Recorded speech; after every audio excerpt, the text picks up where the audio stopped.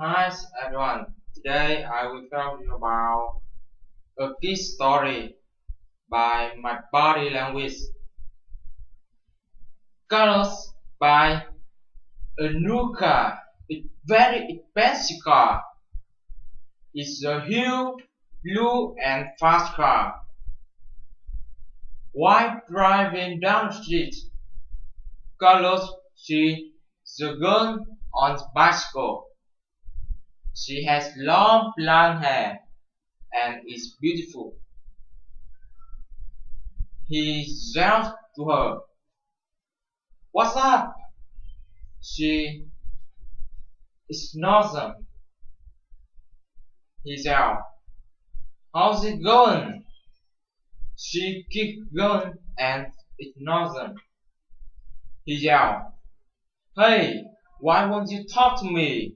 I want to go to dinner with you.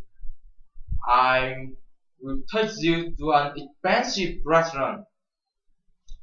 The girl turns, gets off the bike and looks at him. She says, "I don't want to go to dinner, but if you give me your car, I will give you a surprise." Carlos said, "Okay."